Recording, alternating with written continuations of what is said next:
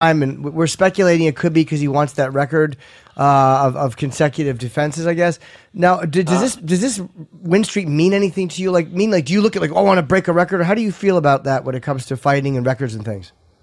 Yeah, I'm trying to leave a legacy, man. I'm trying to be one of the greatest to ever do it, and I'm trying to be one of the greatest champion. I totally agree with DJ. Because look at me. I know how DJ feels right now. Like, people are like, oh, what do you mean you know how DJ feels?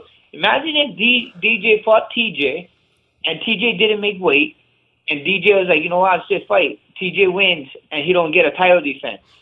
And, it doesn't count. That whole camp is for nothing. It doesn't go, it just get pretty much money, and, it's cool to win or whatever, blah, blah. But you look at my record, I got the most wins in the division. I was supposed to have one more win in this division, but I had one of my fights on this win streak was at 150. And it wasn't because of me, it was because of the person coming in, and I understand it was 10 days notice, and I took the fight on short notice, and then the person I took the short notice fight for got hurt, and then the guy stepped in on 10 days notice, and they was like, oh, I can't make 45. I was like, are you it's crazy in there? I was like, no, make 45. You're a professional, make the weight. And then they was like, oh, well, you're not gonna get a fight because he can't make 45. I was like, bro, whatever, I'll fight whatever you want. The 150, so we fought 150, which is funny because I fought Elena Garcia on 10 days notice, and I made 45. And this guy over here, I was in the UFC already, and I did that. And this guy over here made his debut and whatever, and couldn't make 45 or whatever. So it kind of pissed me off. That's why a lot of people was like, oh yeah, your win is this much in the featherweight division. It kind of roused me of one. So you're saying that might be would that not count towards his streak then? Like if TJ didn't make weight and he won, would that? Yeah, it would not, because mine doesn't. My 150 fight doesn't count. One time I was watching the pre-fight show, and I was on like 6 or 7, and they was like, oh, Max only got 6 wins. I was like, no, you're wrong. And then they was like, no, you're wrong. One of your fights is at 150. I was like, holy shit. I didn't even account for that. I didn't think, because I was so used to being a 45. I was like, this is horse manure. That's interesting. That is an interesting take that I hadn't thought of. So basically, if let's say maybe that's why TJ wrote I'm waking up at 143 or whatever he wrote. So if TJ Dillashaw did not make the weight and they had to fight at a little higher, would that still be a championship fight or no? It wouldn't be for the belt, so it wouldn't count as a defense. Okay. Yeah, I don't think it would count as defense, because then even when I fought it was kind of weird when I fought Pettis, and Pettis didn't make the weight or whatever, and I still got the belt, so I don't know how it works with the title defense, but yeah, the 150, they made it a catch weight bout, so I don't know, man, it makes no sense. I understand where DJ is coming from, and he's just trying to leave his legacy. He's trying to break that record and secure it. Yeah, secure it, man. Yeah, but you got in that situation with you and Pettis. If he would have won, they wouldn't have gave him the belt. Is that what you were about to say, Chris? Yes. See, we're right here in sync. DJ would be defending his title, but if TJ was heavier and won it, he wouldn't get the belt. But DJ, it would count as a title defense if DJ made the weight, right? I don't believe so. I don't know because Max versus Anthony Pettis was interim, so I don't know if it was different because of that. It's a couple of different things, but whatever. I don't know. Whatever. Yeah. We're just speculating. But okay, that's a really interesting point, Max, and I definitely had not thought of it like that. How did the Brazilian fans treat you? We just talked to Brian Kelleher, who they did not treat us kindly after his win. How were they to you? It was great, man. Brian. That was with Brian Kelleher, the way he went out, the way he went about it after, it was kind of crazy. It's like he made his debut and whatever. And that's him. That's him. But. And me, I'm always respectful, At the end of the day, I didn't go around and shove it in their face or whatever, It's just, I understand the business part, and I understand that this guy was a national hero, He just, the interesting thing was Pedro Sauer, our affiliate, my Professor Ryland, who he got his black belt from, is Pedro Sauer, and Pedro Sauer told us when we booked the fight that in January, Jose Aldo, they dropped a documentary on Jose, and he's like a national hero now ever since that documentary. And they were saying it's going to be crazy. And and I expected it, so I knew going into it what happened, and like I said, the best thing that happened fight week was that open workout, man. When you're about to get in a cold water or a hot tub and you put your feet first, just to check and be like, oh yeah, okay, now I know. And that was me checking the temperature. I put my hand in first, I put my feet, and I was like, oh, okay, this is what I get. And then fight night, I just went in and jumped on in. That's what it was. They're gonna support their countrymen. They're gonna support your countrymen, and you gotta respect that. So, how was the open workout?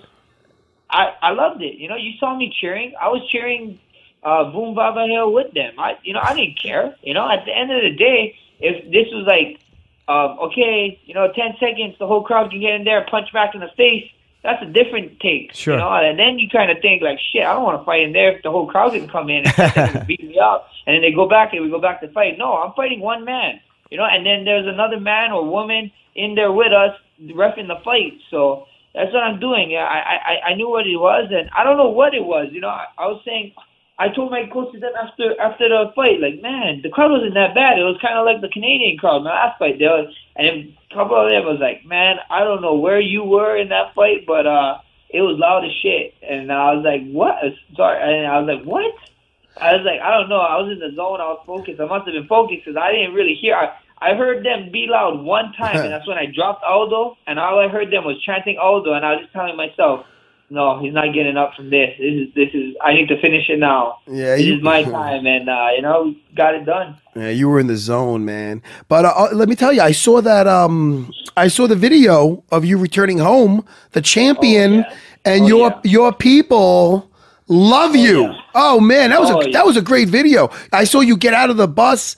You were in like a party bus or something, right? You got out and people are just hugging you, and tell me about that. How great that was. Man, you can't put it into words, man. It was like 1,000 people. At least 1,000. And I got there at like 3:00, and I didn't leave there till like 7. I made sure I took pictures with everybody there, man. It was like, after a long flight and everything, I was like, man, this is amazing. I was like, man, I would tell Chris Wyman. You go to Chris Wyman, Chris Wyman's family. You can go ask his wife about what Waianae, what Macau, what this side is. This is a side where people don't want to come. The drugs and the fighting. We just get bad rep, and then to bring it to see hope. We have this pride. Everybody has this pride. Like, it's in them, we just had to bring them out, and I'm happy I'm one of the guys helping it bring out and look like, this is great things can come. Not only from kids from Hawaii, not only kids from Hawaii, from all over the world, no matter where you are. If you work hard enough and you put your time, your dedication, and your effort and sacrifice and hard work, you can be whatever you want to be. It's in you. It's in your people around you. You just gotta, you gotta be a change, be the change the world one step at a time, and that was the plan, man. That feeling, it was amazing. I watched that video a bunch of times, and it just, the emotion. And you see me screaming, man. Yeah. You see me screaming. Sarah, you know how it feels. You was a world champion one time. Cloud nine. You know how it feels. So it's amazing, man. The difference is when I returned to JFK Airport, I think it was just my wife's cousins there with some cardboard things. Really? Yeah, the sport got bigger. I didn't have the reception that Max got. But listen, much deserved, Max. And I'll tell you, what a mature dude at 25, Max. What the hell, man? Look at you. Props to your parents, man. You got brought up right. Look at this guy, man. Hey, the real MVP is my, is my grandma and my grandpa. My mother. I love my mother. She was her story was pretty crazy. She was a crazy drug addict. She's clean and sober now, and like I tell people all the time, it's not how you start the race, it's how you finish. And I loved her, and she knew what she was doing, so she made sure we was okay with my grandma and grandpa. And my grandma and grandpa, the cool thing is that I didn't have this hard life. I'm not gonna sit here and I had this hard life and this and that, because I really didn't. My grandma and grandpa, they always made sure we had whatever we needed. We never less and never more. They always made sure we always were taking. We had a roof over our head. We had hot meals. We had, my grandpa made sure we had chores. We had to do stuff. So the real MVPs is my grandma and grandpa, man, you know, and, you know, I love them. You know, I owe them the world, and I just have it, like, the way, like, I can't explain it, man. The way that my mom, the way my grandma looked at me, and you only dream of making them proud, you know, and, you know, it's just the beginning, you know. I got a lot more to do and a lot more stuff that I want to make them proud of, you know. It's great to see the twinkle in the eyes, the smile they look at me, you know, when I came home off the stuff. And even my son, you know, it's like, this guy, I'm leaving a little legacy behind, you know. I want to lead by example, you know. I can only tell him so much, but, you know, actions always speak louder than words. So I only hope he becomes, you know, the like 100 times better than me, you know. That's what this world is about, you know. As I've been telling people, this world ain't about nothing really, but, you know, leaving a mark and changing one person. If you can change one person, you know, then, you know, my job here is done. My job here is pretty complete.